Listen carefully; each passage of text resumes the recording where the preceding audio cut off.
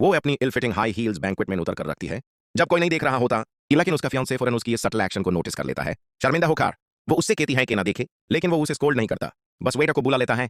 जब वेटर उनके पास आता है, वो उसके हाथ से स्लिपर्स लेकर धीरे से उसके सामने नील हो जाता है।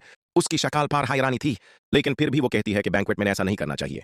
वो स्लिपर्स जमीन पर रख कर कहता है कि वो उसकी फियांसे हैं और उसे किसी का भी सोचने की जरूरत नहीं है। उसकी मदद करता है और उसे संभलने के लिए अपना हाथ बढ़ाता है।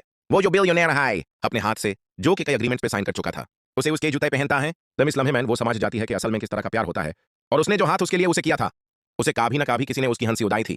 अब वो ना सिर्फ मुंह पे हाँ कह सकती थी, बल्कि अपनी मर्जी से उसका हाथ थामा लेती है। और वो पूरी यकीन से जवाब देता है कि एक मर्द की इज्जत उसकी औरत के जूतों से नहीं आती। बाद में वो कहता है कि वो किसी भी मौका पर अपनी असल शख्सियत, बैंक्वेट के बाद जब वो जो कि काफी अनकंफर्टेबल थी, घर चलने की इंतजार कर रही थी, वो उसे बुलाता है और फिर वेटर से स्लिपर्स ले लेता है। इस पल वो महसूस करती है कि उसका मोहब्बत से गर्म हो रहा है। वो समझ जाती है कि उनका रिश्ता एक अरेंज्ड मैरिज था, जो उनकी फैमिली ने तैयार की थी। वो बहुत ज्यादा रेजिस्टेंट थी और जानबूझकर 1 घंटा देर से पहुंचती है, लेकिन वो उसे गुस्सा नहीं होता और बस अपनी सिचुएशन यूज पेश करता है। जब उसे लगता है कि वो इस शादी को इनकार नहीं कर सकती, तो वो उसका प्रपोजल एक्सेप्ट कर लेती है। उसका दिल अब भी शादी के लिए रेजिस्टेंट था, लेकिन वो बिलियनेयर अपने प्यार से उसकी सारी दीवारों को तोड़ के फिर वो अपनी सौख समाए के वो धीरे से उसे पूछती है कि अगर वो अपनी इज्जत नहीं खो गाएगा, निखो जीने की आजादी रखती। हाय